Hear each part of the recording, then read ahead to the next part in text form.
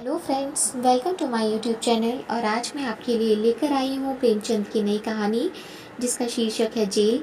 तो चलिए दोस्तों, शुरू करते हैं कहानी को। मृदुला मजिस्ट्रेट के इजलास से जनाने जेल में वापस आई तो उसका मुख प्रसन्न था। बरी हो जाने की गुलाबी आशा उसके कपोलों पर चमक रही थी। उसे देखते ही राजनीतिक कैदियों के एक गिरोह ने घेर लिया और पूछने लगी, कितने दिन की हुई। मृदुला ने विजय गर्व से कहा, मैंने तो साफ साफ कह दिया, मैंने धरना नहीं दिया। यूँ आप जबरदस्त हैं, जो फैसला चाहे करें। ना मैंने किसी को रोका, ना पकड़ा, ना धक्का दिया, ना किसी से आरजू मिन्नत की। कोई ग्राहक मेरे सामने आया ही नहीं। हाँ, मैं दुकान पर खड़ी जरूर थी। वहाँ कई वॉलंटियर गिरफ्तार हो गए थे। जनता जमा हो गई थी, मैं भी खड़ी हो गई। बस थानेदार ने आकर मुझे पकड़ लिया। क्षमा देवी कुछ कानून जानती थी। बोली, मजिस्ट्रेट पुलिस के बयान पर फैसला करेगा। मैं ऐसे कितने ही मुकदमे देख चुकी। मृदुला ने प्रतिवाद किया, पुलिस वालों को मैंने ऐसे रगड़ा कि वो भी याद करेंगे। मैं मुकदमे की कार्रवाई में भाग नहीं लेना चाहती थी, लेकिन जब मैंने उनकी गवाहों को सरासर झूठ बोलते देखा तो मुझसे रहा न गया। मैंने उनसे जिरह शुरू कर दी। मैंने भी इतने दिनों घास नहीं खोदी है, थोड़ा सा कानून जानती हूँ। पुलिस ने समझा होगा ये कुछ बोलेगी तो है नहीं, हम जो बयान चाहेंगे देंगे। जब मैंने जिरह शुरू की तो सब बगले झांकने लगे। मैंने तीनों गवाहों को झूठा साबित कर दिया। उस समय जाने कैसे मुझे चोट सूझ दी गई।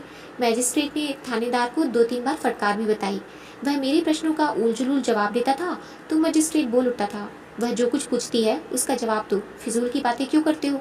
तब मियाँ जी का मुंह जरा सा निकल आता था। मैंने सबों का मुंह बंद कर दिया। अभी साहब ने फैसला तो नहीं सुनाया, लेकिन मुझे विश्वास है बरी हो जाऊंगी। मैं जेल से नहीं डरती, लेकिन बेवकूफ़ भी नहीं बनना चाहती। वहाँ हमारे मंत्री जी भी थे और बहुत सी बहनें थीं। सब यही कहती थी, तुम छूट जाओगी। महिलाएं उसे द्वेष भरी आंखों से देखती हुई चली गई। उनमें किसी की मियाद साल भर की थी, किसी की 6 मास की। उन्होंने अदालत के सामने जुबान ही नहीं खोली। उनकी नीति में यह अधर्म से कम ना था। मृदुला पुलिस से जिरह करके उनकी नज़रों में गिर गई थी। सजा हो जाने पर उसका व्यवहार क्षम्य हो सकता था, लेकिन बरी हो जाने में तो उसका कुछ प्रायश्चित ही ना था। दूर जाए एक देवी ने कहा, इस तरह तो हम लोग भी छूट जाते, हमें तो ये दिखाना है नौकरशाही से हमें न्याय की कोई आशा ही नहीं। दूसरी महिला बोली, यह तो क्षमा मांग लेने के बराबर है। गई तो थी धरना दे दे, नहीं दुकान पर जाने का काम ही क्या था। वॉलंटियर गिरफ्तार हुए थे आपकी बला से, आप वहाँ क्यों गई। मगर अब कहती है मैं धरना देने गई ही नहीं। यह क्षमा मांगना हुआ साफ साफ। तीसरी देवी मुंह बनाकर बोली, जेल में रहने के लिए बड़ा कलेजा चाहिए। उस वक्त तो वाह वाह लूटने के लिए आ गई, अब रोना आ रहा है। ऐसी स्त्रियों को तो राष्ट्रीय कामों के बीच आना ही नहीं चाहिए। आंदोलन को बदनाम करने से क्या फायदा। केवल क्षमा देवी अब तक मृदुला के पास चिंता में डूबी खड़ी थी। उन्होंने एक उद्दंड व्याख्यान देने के अपराध में साल भर की सजा पाई थी। दूसरे जिले से 1 महीना हुआ यहाँ आई हुई थी। अभी म्याद पूरे होने में 8 महीने बाकी थे। यहाँ की 15 कैदियों में किसी से उनका दिल ना मिलता था। जरा जरा सी बातों के लिए उनका आपस में झगड़ना, बनाव सिंगार की चीज़ों के लिए लेडी वार्डरों की खुशामदी करना, घर वालों से मिलने के लिए व्यग्रता दिखलाना उसे पसंद ना था। वही गुस्सा और कन्फुस्कियाँ जेल के भीतर भी थी। वह आत्माभिमान जो उसके विचार में एक पॉलिटिकल कैदी में होना चाहिए, किसी में भी न था। क्षमा उन सबों से दूर रहती थी। उसके जाति प्रेम का वारा पार ना था। इस रंग में पगी हुई थी, पर अन्य देवियां उसे घमंड समझती थी और उपेक्षा का जवाब उपेक्षा से ही देती थी। मृदुला को हिरासत में आए 8 दिन हुए थे। इतने ही दिनों में क्षमा को उससे विशेष स्नेह हो गया था। मृदुला में वह संकीर्णता और ईर्ष्या ना थी, ना निंदा करने की आदत, ना श्रृंगार की धुन, ना भद्दी दिल्लगी का शौक। उसके हृदय में करुणा थी, सेवा का भाव था, देश का अनुराग था। क्षमा ने सोचा था इसके साथ 6 महीने आनंद से कट जाएंगे, लेकिन दुर्भाग्य यहाँ भी उसके पीछे पड़ा हुआ था। कल मृदुला यहाँ से चली जाएगी, फिर अकेली हो जाएगी। यहाँ ऐसा कौन है जिसके साथ घड़ी भर बैठकर अपना दुख दर्द सुनाएगी, देश चर्चा करेगी। यहाँ तो सभी के मिजाज आसमान पर है। मृदुला ने पूछा, तुम्हें तो अभी 8 महीने बाकी है बहन। क्षमा ने हसरत के साथ कहा, किसी न किसी तरह कट ही जाएंगे बहन, पर तुम्हारी याद बराबर सताती रहेगी। इसी 1 सप्ताह के अंदर तुमने मुझ पर न जाने कैसा जादू कर दिया है। जब से तुम आई हो मुझे जेल जेल नहीं मालूम होता था, कभी कभी मिलती रहना। मृदुला ने देखा क्षमा की आंखें डबडबाई हुई थी। ढाढ़स देती हुई बोली, ज़रूर मिलूंगी दीदी, मुझसे तो खुद ना रहा जाएगा। भान को भी लाऊंगी, कहूँगी चल तेरी मौसी आई है, तुझे बुला रही है, दौड़ा हुआ आएगा। अब तुमसे आज कहती हूँ बहन, मुझे यहाँ किसी की याद थी तो भान की। बेचारा रोया करता होगा, मुझे देख कर रूठ जाएगा। तुम कहाँ चली गई, मुझे छोड़कर क्यों चली गई। जाओ, मैं तुमसे बात नहीं करता, तुम मेरे घर से निकल जाओ। बड़ा शैतान है बहन, क्षण भर निचला नहीं बैठता। सवेरे उठते ही गाता है, झन्ना ऊंचा ले अमाला जो लचका मंदिर देर में है। जब एक झंडी कंधे पर रखकर कहता है, ताली चला पानी हलाम है, तो देखते ही बनता है। बाप को तो कहता है तुम गुलाम हो, वह एक अंग्रेजी कंपनी में है, बार बार इस्तीफा देने का विचार करके रह जाते हैं, लेकिन गुजर बसर के लिए कोई उद्यम करना ही पड़ेगा, कैसे छोड़े, वह तो छोड़ बैठे होते। तुमसे सच कहती हूँ, गुलामी से उन्हें घृणा है, लेकिन मैं ही समझती रहती हूँ बेचारे कैसे दफ्तर जाते होंगे, कैसे भान को संभालते होंगे। सास जी के पास तो रहता ही नहीं, वह बेचारी बूढ़ी उसके साथ कहाँ कहाँ दौड़े, चाहती है कि मेरी गोद में दबक कर बैठा रहे, और भान को गोद से चिढ़ है। अम्मा मुझ पर बहुत बिगड़ती, बस यही डर लग रहा है। मुझे देखने एक बार भी नहीं आई। कल अदालत में बाबूजी मुझसे कहते थे तुमसे बहुत खफा हैं। 3 दिन तक तो दाना पानी छोड़े रही। इस छोकरी ने कुल मर्यादा डुबा दी, खानदान में दाग लगा दिया। कल मुही ना जाने क्या क्या बकती रही। मैं उनकी बातों को बुरा नहीं मानती, पुराने जमाने की है, उन्हें कोई चाहे कि आकर इन लोगों से मिल जाए तो उसका न्याय है। चलकर मनाना पड़ेगा, बड़ी मिन्नतों से मानेंगी। कल ही कथा होगी, देख लेना, ब्राह्मण खाएंगे, बिरादरी जमा होगी, जेल प्रायश्चित तो करना ही पड़ेगा। तुम हमारे घर 2-4 दिन रहकर देखना, मैं आकर तुम्हें ले जाऊंगी। क्षमा आनंद के इन प्रसंगों से वंचित है, विधवा है, अकेली है। जलियांवाला बाग में उसका सर्वस्व लुट चुका है, पति और पुत्र दोनों की आहुति हो चुकी है। अब कोई ऐसा नहीं जिसे वह अपना कह सके। अभी उसका हृदय इतना विशाल नहीं हुआ है कि प्राणी मात्र को अपना समझ सके। इन 10 वर्षों से उसका व्यथित हृदय जाति सेवा में धैर्य और शांति खोज रहा है। जिन कारणों से उसके बसे हुए घर को उजाड़ दिया, उसकी गोद सूनी कर दी, उन कारणों का अंत करने, उनको मिटाने में वह जी जान से लगी हुई थी।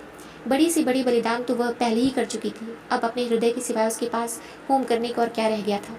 औरों के लिए जाति सेवा सभ्यता का एक संस्कार हो या यशोपार्जन का एक साधन, क्षमा के लिए तो यह तपस्या थी, और वह नारीत्व की सारी शक्ति और श्रद्धा के साथ उसकी साधना में लगी हुई थी। लेकिन आकाश में उड़ने वाले पक्षी को भी तो अपनी बसेरी की याद आती ही है। क्षमा के लिए वह आश्रय कहाँ था। यही वह अवसर थे जब क्षमा भी आत्मसंवेदना के लिए आकुल होती। यहाँ मृदुल को पाकर वह अपने को धन्य मान रही थी, पर यह छां भी इतनी जल्दी हट गई। क्षमा ने व्यथित कंठ से कहा, यहाँ से जाकर भूल जाओगी मृदुला। तुम्हारे लिए तो रेलगाड़ी का परिचय है और मेरे लिए तुम्हारे वादे उसी परिचय के वादे हैं। कभी भेंट हो जाएगी तो पता नहीं पहचानोगी कि नहीं, या जरा मुस्कुराकर नमस्ते करती हुई अपनी राह चली जाओगी। यही दुनिया का दस्तूर है। अपने रोने से छुट्टी ही नहीं मिलती, दूसरों के लिए कोई क्यों कर रोए। तुम्हारे लिए तो मैं कुछ नहीं थी, मेरे लिए तुम बहुत अच्छी थी, मगर अपने प्रियजनों में बैठकर कभी कभी इस अभागिनी को जरूर याद कर लिया करना। भिखारी के लिए चुटकी भर आटा ही बहुत है। दूसरे दिन मजिस्ट्रेट ने फैसला सुना दिया।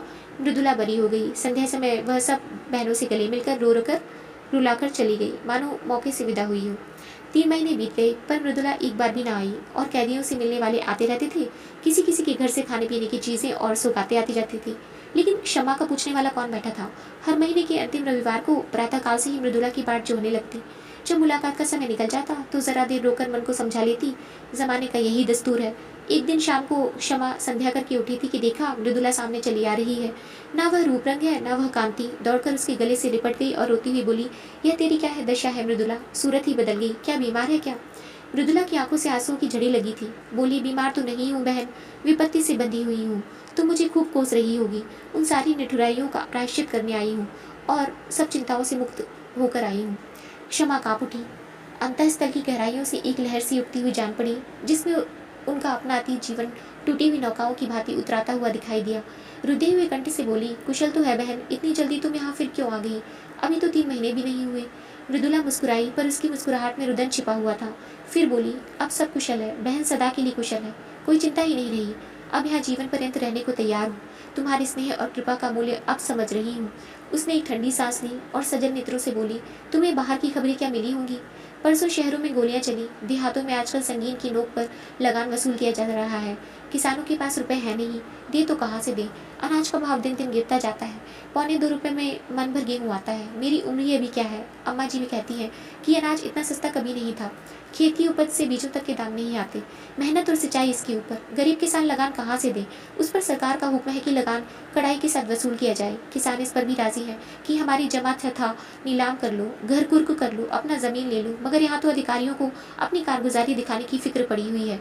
वह चाहे प्रजा को चक्की में पीस ही क्यों न डालें, सरकार उन्हें मना ना करेगी। मैंने सुना है कि वह उल्टी और शाह देती है। सरकार को तो अपने कर से मतलब है, प्रजा मरे या जिए उससे कोई प्रयोजन नहीं। अक्सर जमींदारों ने तो लगान वसूल करने से इनकार कर दिया है। अब पुलिस उनकी मदद पर भेजी गई है। भैरवगंज का सारा इलाका लूटा जा रहा है। मरता क्या ना करता, किसान भी घर बार छोड़ छोड़ कर भागे जा रहे हैं। एक किसान के घर में घुसकर कई कांस्टेबलों ने उसे पीटना शुरू किया। बेचारा बैठा मार खाता रहा। उसकी स्त्री से ना रहा गया। शामत की मारी कांस्टेबलों का कुवचन कहने लगी। बस एक सिपाही ने उसे नंगा कर दिया। क्या कहूँ बहन, कहते शर्म आती है। हमारा ही भाई इतनी निर्दयता करे, इससे ज़्यादा दुख और लज्जा की और क्या बात होगी। किसान से जब्त ना हुआ, कभी पेट भर गरीबों को खाने को तो मिलता ही नहीं। इस पर इतना कठिन परिश्रम, ना देह में बल है ना दिल में हिम्मत, पर मनुष्य का हृदय ही तो ठहरा। बेचारा बेदम पड़ा हुआ था। स्त्री का चिल्लाना सुनकर उठ बैठा और उस दुष्ट सिपाही को धक्का देकर जमीन पर गिरा दिया। फिर दोनों में कुछ तम कुश्ती होने लगी। एक किसान किसी पुलिस के आदमी के साथ इतनी बेअदबी करे, इसे भला वह कहीं बर्दाश्त कर सकती है। सब कांस्टेबलों ने गरीब को इतना मारा कि वह मर गया। क्षमा ने कहा, गांव के और लोग तमाशा देखते रहे होंगे। मृदुला तीव्र कंठ से बोली, बहन, प्रजा की तो हर तरह से मरण है। अगर 10-20 आदमी जमा हो जाते तो पुलिस कहती है हमसे लड़ने आए हैं, डंडे चलाने शुरू करती, और अगर कोई आदमी क्रोध में आकर एक आध कंकड़ फेंक देता तो गोलियां चला देती। 10-20 आदमी बुन जाते, इसीलिए लोग जमा नहीं होते। लेकिन जब वह किसान मर गया तो गांव वालों को तैश आ गया। लाठियां ले लेकर दौड़ पड़े और कांस्टेबलों को घेर लिया। संभव है 2-4 आदमियों ने लाठियां चलाई भी तो। कांस्टेबलों ने गोलियां चलानी शुरू कर दी। 2-3 सिपाहियों को हल्की चोटें आई।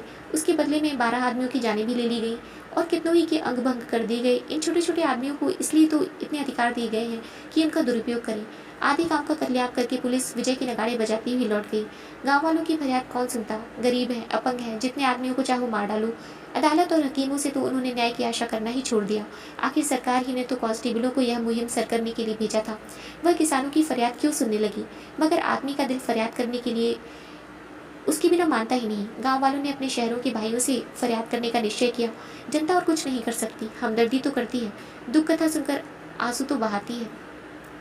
दुखियारों को हमदर्दी के आंसू भी कम प्यारे नहीं होते। अगर आसपास के गांव के लोग जमा होकर उनके साथ रो लेते तो गरीबों के आंसू पोंछ जाते। किंतु पुलिस ने उस गांव की नाकेबंदी कर रखी है।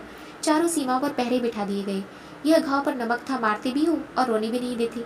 आखिर लोगों ने लाशें उठाई और शहर वालों को अपनी विपत्ति की कथा सुनाने चले। इस हंगामे की खबर पहले ही शहर में पहुंच गई थी। इन लाशों को देखकर जनता उत्तेजित हो गई और जब पुलिस के अध्यक्ष ने इन लाशों का जुलूस निकालने की अनुमति ना दी तो लोग और भी चिल्लाए। बहुत बड़ा जमाव हो गया। मेरे बाबूजी भी इसी दल में थे और मैंने उन्हें रोका, मत जाओ, आज का रंग अच्छा नहीं है। तो कहने लगे, मैं किसी से लड़ने थोड़ी ही चाहता हूँ। जब सरकार की आज्ञा के विरुद्ध जनाजा चला तो 50,000 आदमी साथ थे। उधर 500 सशस्त्र पुलिस रास्ता रोके खड़ी थी। सवार, प्यादे, सार्जेंट, पूरी फौज थी। इस हम निहत्थों के सामने इन नामर्दों को तलवारें चमकाते और झनकारते शर्म भी नहीं आती। जब बार बार पुलिस की धमकियों पर भी लोग ना भागे तो गोलियां चलाने का हुक्म हो गया। घंटे भर बराबर फैर होते रहे, घंटे भर तक। कितने मरे, कितने घायल हुए, कौन जानता है। मेरा मकान सड़क पर है। मैं छज्जे पर खड़ी दोनों हाथों से दिल थामे कांपती थी। पहली बार चलती ही भगदड़ पड़ गई। हजारों आदमी बदहवास भागे चले आ रहे थे। बहन, वह दृश्य अभी तक आंखों के सामने है। कितना भीषण, कितना रोमांचकारी और कितना लज्जास्पद। ऐसा जान पड़ता था कि लोगों के प्राण आंखों से निकल पड़ते हैं। मगर इन भागने वालों के पीछे वीर व्रतधारियों का दल था जो पर्वत की भांति अटल खड़ा छातियों पर गोलियां खा रहा था और पीछे हटने का नाम न लेता था। बंदूकों की आवाजें साफ सुनाई देती थी और हरी ढाई ढाई के बाद हजारों गलों से जय की गहरी गगन भेदी ध्वनि निकलती थी। इस ध्वनि में कितनी उत्तेजना थी, कितना आकर्षण, कितना उन्माद। बस यही जी चाहता था कि जाकर गोलियों के सामने खड़ी हो जाऊं, हंसते हंसते मर जाऊं। उस समय ऐसा भान होता था कि मर जाना कोई खेल है। अम्मा जी कमरे में भान को लिए मुझे बार बार भीतर बुला रही थी। जब मैं ना गई तो वह भान को लिए छज्जे पर आ गई। उसी वक्त 10-12 आदमी एक स्ट्रेचर पर हृदयेश की लाश लिए हुए द्वार पर आए। अम्मा की नज़र उन पर पड़ी, समझ गई मुझे तो सकता सा हो गया। अम्मा ने जाकर एक बार बेटे को देखा, उसे छाती से लगाया, चूमा, आशीर्वाद दिया और उन्मत्त दशा में चौरास्ते की तरफ चली जहाँ से अब भी धाय और जय की ध्वनि बारी बारी से आ रही थी। मैं हद बुद्धि से खड़ी कभी स्वामी की लाश को देखती थी, कभी अम्मा को। ना कुछ बोली, ना जगह से हिली, ना रोई, ना घबराई। मुझ में जैसे स्पंदन ही ना था, चेतना जैसे लुप्त हो गई थी। क्षमा। तो क्या अम्मा भी गोलियों के स्थान पर पहुंच गई? मृदुला, हाँ, यही तो विचित्रता है बहन। बंदूकों की आवाजें सुनकर कानों पर हाथ रख लेती थी, खून देखकर मूर्छित हो जाती थी। वही अम्मा वीर सत्याग्रहियों का साफों को चीरती हुई सामने खड़ी हो गई और एक ही क्षण में उनकी लाश भी जमीन पर गिर पड़ी। उनकी गिरते ही योद्धाओं का धैर्य टूट गया, व्रत का बंधन टूट गया, सभी को सिरों पर खून सवार हो गया। निहत्थे थे, अशक्त थे, पर हर एक अपने अंदर अपार शक्ति का अनुभव कर रहा था। पुलिस पर धावा कर दिया। सिपाहियों ने इस बाढ़ को आते देखा तो होश जाते रहे, जाने लेकर भागे, मगर भागते हुए भी गोलियां चलाते जाते थे। भान छज्जे पर खड़ा था। न जाने किधर से गोली आकर उसकी छाती में लगी। मेरा लाल वहीं पर गिर पड़ा, सांस तक ना ली, मगर मेरी आंखों में अब भी आंसू ना थे। मैंने प्यारे भान को गोद में उठा लिया। उसकी छाती से खून के फव्वारे निकल रहे थे। मैंने उसे जो दूध पिलाया था उसे वह खून से अदा कर रहा था। उसके खून से तर कपड़े पहने हुए मुझे वह नशा हो रहा था जो शायद उसके विवाह में गुलाल से तर रेशमी कपड़े पहनकर भी ना होता। लड़कपन, जवानी और मौत, तीनों मंजिलें एक ही हिचकी में तमाम हो गई। मैंने बेटे को बाप की गोद में लेटा दिया। इतने में कई स्वयं अम्मा जी को भी लाए। मालूम होता था लेटी हुई मुस्कुरा रही हैं। मुझे तो रोकती रहती थी और खुद इस तरह जाकर आग में कूद पड़ी, मानो वह स्वर्ग का मार्ग हो। बेटे के लिए जीती थी, बेटे को अकेला कैसे छोड़ती। जब नदी के किनारे तीनों लाशें एक ही चिता में रखी गईं, तब मेरा सकता टूटा, होश आया। एक बार जी में आया चिता में जा बैठूं। सारा कुनबा एक साथ ईश्वर के दरबार में जा पहुंचे। लेकिन फिर सोचा, तूने अभी ऐसा कौन काम किया है जिसका इतना ऊंचा पुरस्कार मिले। बहन चिता का लपटों में मुझे ऐसा मालूम हो रहा था कि अम्मा जी सचमुच भान को गोद में लिए बैठे मुस्कुरा रही हैं और स्वामी जी खड़े मुझसे कह रहे हैं, तुम जाओ और निश्चित होकर काम करो। मुझ पर कितना तेज था। रक्त और अग्नि ही में तो देवता बसते हैं। मैंने सर उठाकर देखा, नदी के किनारे ना जाने कितनी चिताएं जल रही थी। दूर से वह चितावली ऐसी मालूम होती थी मानो देवता ने भारत का भाग्य गढ़ने के लिए भट्टियां जलाई हों। जब चिताएं राख हो गई तो हम लोग लौटे, लेकिन उस घर में जाने की हिम्मत न पड़ी। मेरे लिए अब वह घर न था। मेरा घर तो अब यह है जहाँ बैठी हूँ, या फिर वही चिता। मैंने घर का द्वार भी ना खोला, महिला आश्रम में चली गई। कल की गोलियों में कांग्रेस कमेटी का सफाया हो गया था। यह संस्था बागी बना डाली दिख गई थी। उसके दफ्तर पर पुलिस ने छापा मारा और उस पर अपना ताला डाल दिया। महिला आश्रम पे भी हमला हुआ, उस पर अपना ताला डाल दिया। हमने एक वृक्ष की छाह में अपना नया दफ्तर बनाया और स्वच्छंदता के साथ काम करते रहे। यहाँ दीवारें हमें कैद न कर सकती थी। हम भी वायु के समान मुक्त थे। संध्या समय हमने एक जुलूस निकालने का फैसला किया। कल की रक्तपात की स्मृति, हर्ष और मुबारकबाद में जुलूस निकालना आवश्यक था। लोग कहते हैं जुलूस निकालने से क्या होता है। इससे यह सिद्ध होता है कि हम जीवित हैं, अटल हैं और मैदान में हटे नहीं हैं। हमें अपने हार न मानने वाले आत्माभिमान का प्रमाण देना था। हमें ये दिखाना था कि हम गोलियों और अत्याचार से भयभीत होकर अपने लक्ष्य से हटने वाले नहीं, और हम उस व्यवस्था का अंत करके रहेंगे जिसका आधार स्वार्थपरता और खून पर है। उधर पुलिस ने भी जुलूस को रोककर अपनी शक्ति की विजय का प्रमाण देना आवश्यक समझा। शायद जनता को धोखा हो गया हो कि कल की दुर्घटना ने नौकरशाही का नैतिक ज्ञान जागृत कर दिया है। इस धोखे को दूर करना उसने अपना कर्तव्य समझा। वह यह दिखा देना चाहती थी कि हम तुम्हारे ऊपर शासन करेंगे, तुम्हारी खुशी या नाराजगी की हमें परवाह नहीं है। जुलूस निकालने की मनाही ही हो गई। जनता को चेतावनी दी गई कि खबरदार जुलूस में ना आना, नहीं दुर्गति होगी। इसका जनता ने वो जवाब दिया जिसने अधिकारियों की आंखें खोल दी। संध्या समय 50,000 आदमी जमा हो गए। आज का नेतृत्व मुझे सौंपा गया था। मैं अपने हृदय में एक विचित्र बल, उत्साह का अनुभव कर रही थी। एक अबला स्त्री जिसे संसार का कुछ ज्ञान नहीं, जिसने कभी घर से बाहर पाँव नहीं निकाला, आज अपने प्यारों के उत्सर्ग की बदौलत उस महान पद पर पहुंच गई जो बड़े बड़े अफसरों को भी, बड़े से बड़े महाराजा को भी प्राप्त नहीं। मैं इस समय जनता के हृदय पर राज कर रही थी। पुलिस अधिकारियों की इसीलिए गुलामी करती है कि उसे वेतन मिलता है। पेट की गुलामी उससे सब कुछ करवा लेती है। महाराजा का हुक्म लोग इसलिए मानते हैं कि उससे उपकार की आशा या हानि का भय होता है। यह अपार जनसमूह क्या मुझसे किसी फायदे की आशा रखता था? उसे मुझसे किसी हानि का भय था? कदापि नहीं। फिर भी वह कड़े से कड़े हुक्म को मानने के लिए तैयार था। इसीलिए कि जनता मेरे बलिदानों का आदर करती थी, इसीलिए कि उनके दिलों में स्वाधीनता की जो तड़प थी, गुलामी की जंजीरों को तोड़ देने की जो बेचैनी थी, मैं उस तड़प और बेचैनी की सजीव मूर्ति समझी जा रही थी। निश्चित समय पर जुलूस ने प्रस्थान किया। उसी वक्त पुलिस ने मेरी गिरफ्तारी का वारंट दिखाया। वारंट देखते ही तुम्हारी याद आ गई। अब मुझे तुम्हारी ज़रूरत है। उस वक्त तुम मेरी हमदर्दी की भूखी थी। अब मैं सहानुभूति की भिक्षा मांग रही हूँ, मगर मुझ में अब लेश मात्र भी दुर्बलता नहीं है। मैं चिंताओं से मुक्त हूँ। मैजिस्ट्रेट जो कठोर से कठोर दंड प्रदान करे उसका स्वागत करूंगी। अब मैं पुलिस के किसी आक्षेप का, असत्य आरोपण का प्रतिवाद न करूंगी, क्योंकि मैं जानती हूँ मैं जेल के बाहर रहकर जो कुछ कर सकती हूँ, जेल के अंदर रहकर उससे कहीं ज्यादा कर सकती हूँ। जेल के बाहर गुनों की संभावना है, बहकने का भय है, समझौते का प्रलोभन है, स्पर्धा की चिंता है। जेल सम्मान और भक्ति की एक रेखा है जिसके भीतर शैतान कदम नहीं रख सकता। मैदान में जलता हुआ अलाव वायु में अपनी उष्णता को खो देता है, लेकिन इंजन में बंद होकर वही आग संचालक शक्ति का अखंड भंडार बन जाती है। अन्य देवियां आ पहुंची और मृदुला सबसे गले मिलने लगी। फिर भारत माता की जय की ध्वनि जेल की दीवारों को चीरती हुई आकाश में जा पहुंची। तो दोस्तों, ये थी कहानी जेल। अगर आपको कहानी अच्छी लगी हो तो प्लीज़ इसे लाइक और शेयर करना ना भूलें, और ऐसी और अच्छी कहानियाँ सुनने के लिए मेरे चैनल को सब्सक्राइब करें। Thank you.